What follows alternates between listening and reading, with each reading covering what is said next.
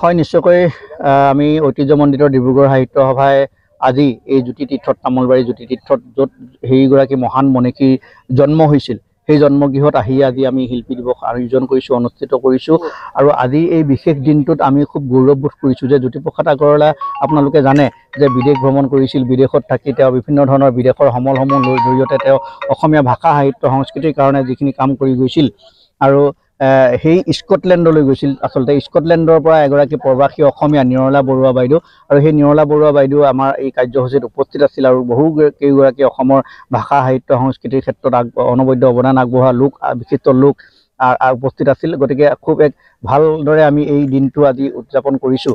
আৰু আমি খুব আচলতে দুখেৰে জনাব বিচাৰিছোঁ যে ডিব্ৰুগড় সাহিত্য সভাৰ তৰফৰ পৰা বিগত দিনবিলাকতো আমি অসম চৰকাৰে হওক বা বিভাগীয় কৰ্তৃপক্ষক আমি বিভিন্ন সময়ত আমি আহ্বান জনাই আহিছিলোঁ, দাবী জনাই আহিছিলোঁ যে যিগৰাকী মহান মনীষীয়ে অসমীয়া ভাষা সাহিত্যৰ ক্ষেত্ৰখনৰ কাৰণে অহোপুৰুষাৰ্থ আজীৱন কাল আচলতে তেওঁ যি অৱদান আগবঢ়াই গ'ল, সেই অৱদান আগবঢ়াই যোৱা সেই ব্যক্তিগৰাকীৰ জন্মতীৰ্থ, এইখন জন্মতীৰ্থই আচলতে অৱহেলিত হৈ আছে। এই বাসগৃহতেই তেখেতে গীত ৰচনা কৰিছিল, নাটক ৰচনা কৰিছিল, চিনেমা ৰচনা কৰিছিল, বিভিন্ন ধৰণৰ ভাষা সাহিত্যৰ কাৰণে বৰঙণি আগবঢ়াই গৈছিল। কিন্তু সেই জন্মতীৰ্থখন আজি কিন্তু অৱহেলিত হৈ আছে। খুব এক আমি দুখ প্ৰকাশ কৰিছোঁ। গতিকে অনাগত দিনত অসমীয়া ভাষা সাহিত্য সংস্কৃতিৰ কাৰণে অহোপুৰুষাৰ্থ কৰি যোৱা এইজন ব্যক্তিৰ এই বাসগৃহটো এক পুণ্যতীৰ্থলৈ ৰূপান্তৰিত কৰাবৰ কাৰণে অসম চৰকাৰ তথা বিভাগীয় কৰ্তৃপক্ষক আমি ডিব্ৰুগড় সাহিত্য সভাৰ তৰফৰ পৰা আহ্বান জনাইছোঁ, দাবী জনাইছোঁ। এক সংৰক্ষণ আৰু সংবৰ্ধনৰ জৰিয়তে পৰ্যটন ক্ষেত্ৰলৈ ৰূপান্তৰিত কৰাৰ ক্ষেত্ৰত বিভাগীয় কৰ্তৃপক্ষই যাতে অতি সোনকালে ব্যৱস্থা গ্ৰহণ কৰে, তাৰ কাৰণে আজিৰ দিনটোত আমি তেখেতৰ এই বাসগৃহৰ পৰাই আমি আহ্বান জনাইছোঁ।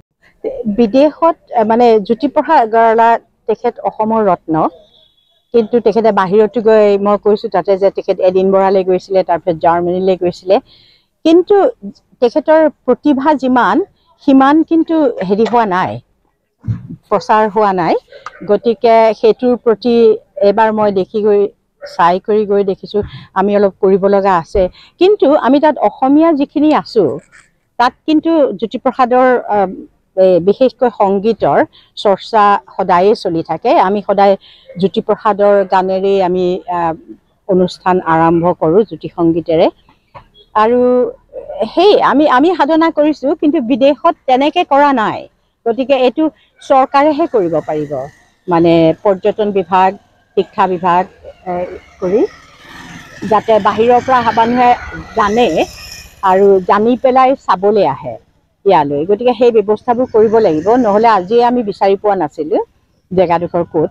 কিন্তু সেই আৰু আমি এতিয়া মানে এইটো সংৰক্ষণ কৰিব লাগিব, ৰাখিব লাগিব। বস্তু কিছু পুৰণা হৈছে, পুৰণা হ'বই, সময়টো হৈ গৈছে, কিন্তু মানুহে নাজানে। আৰু মই ভাবোঁ যে আজি সেই সৰু ল'ৰা ছোৱালীখিনি অহা দেখি মোৰ খুব ভাল লাগিছে। মানে আমি সৰুৰে পৰা আৰম্ভ কৰিব লাগিব। প্ৰথমতে ডিব্ৰুগড়, তিনিচুকীয়া তেনেকৈ কৰি, গুৱাহাটীৰ পৰা ইয়ালৈ যদি মানুহ ফুৰিব আহে, গুৱাহাটী পৰ্যটন বিভাগৰ লগত কৰি যে এইটো এটা ড্ৰপ অফ পইণ্ট কৰিব লাগে বুলি পেলাই সোমাই চাই যাব লাগে, তেনেধৰণৰ সকলোৱেই ভাবি সকলো ফালৰ পৰাই যদি চাই, তেতিয়াহ'লে আমি জ্যোতিপ্ৰসাদ আগৰৱালা নাম আমি মানে পৃথিৱীৰ অন্য শিল্পীসকলৰ লগত শাৰীত আমি ৰাখিব পাৰিম। আৰু সেইখিনি আছে, তেখেতৰ যি প্ৰতিভা যিমানখিনি কৰি গৈছে, আমাৰ মেটেৰিয়েলৰ, আমাৰ হেৰিয়াৰ অভাৱ হোৱা নাই তেখেতৰ কথা ক'বৰ কাৰণে। তেখেতৰ দিনত আজি তেখেতক আমি শ্ৰদ্ধাঞ্জলি জ্যোতিপ্ৰসাদ আগৰৱালালৈ শ্ৰদ্ধাঞ্জলি জনাইছোঁ। এনেদৰে মহান শিল্পীক আমি শ্ৰদ্ধাঞ্জলি জনাব পাৰোঁ, বিশেষকৈ তেখেতৰ বাসগৃহটোত উপস্থিত হ'ব পৰাটো আমাৰ কাৰণে পৰম সৌভাগ্য। কিন্তু আমি গৌৰৱবোধ কৰিলেও কিন্তু কেতিয়াবা আমাৰ অকণমান ক্ষোভ আৰু খঙেৰে ভৰি পৰে।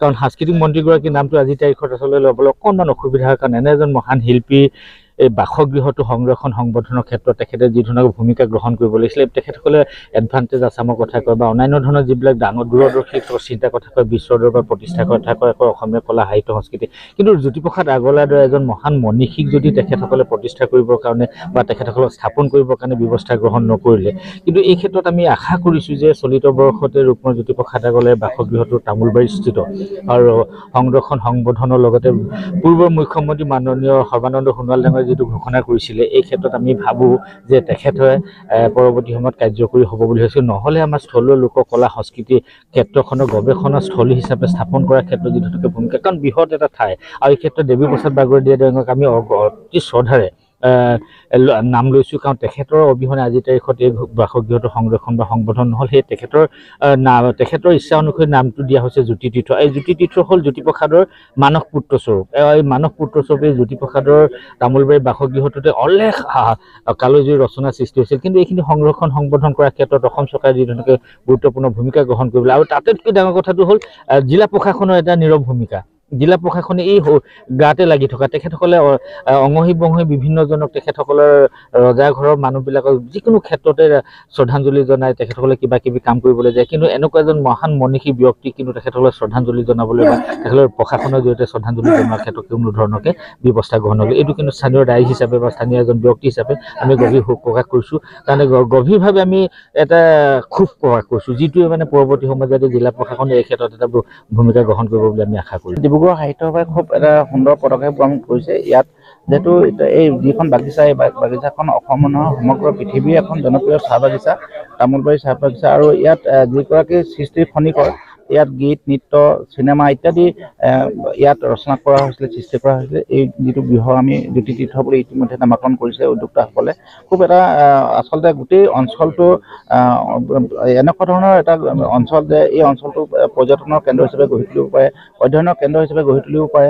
ঠিক তেনেকৈ ভাৰতবৰ্ষৰ কথা আমাৰ চিনেমাৰ এটা অধ্যয়ন বা গৱেষণাৰ কেন্দ্ৰ ইয়াত কৰিব পাৰে বুলি মই কেতিয়াবা নিজে মনতে ভাবোঁ যে ইয়াত খুব সুন্দৰ এডোখৰ ঠাই, আৰু এই ঠাইডোখৰ মই ভাবোঁ চৰকাৰে দৃষ্টি দিলে ভাল হ'ব। আৰু ইয়াত পৰ্যটনৰ কেন্দ্ৰ হিচাপে গঢ়ি তুলিলে যথেষ্ট সংখ্যক যিহেতু পৰ্যটক আজিকালি আহে, আমাৰ ডিব্ৰুগড় জিলাখন এতিয়া পৰ্যটনৰ থলীলৈ ৰূপান্তৰিত হৈছে। গতিকে এই ঠাইটুকুৰা যদি পৰ্যটন কেন্দ্ৰ হিচাপে ৰূপান্তৰিত কৰি দিয়ে, তেতিয়াহ'লে মই ভাবোঁ বহুত নিবনুৱা যুৱক যুৱতীয়ে ইয়াত ঠাই পাব।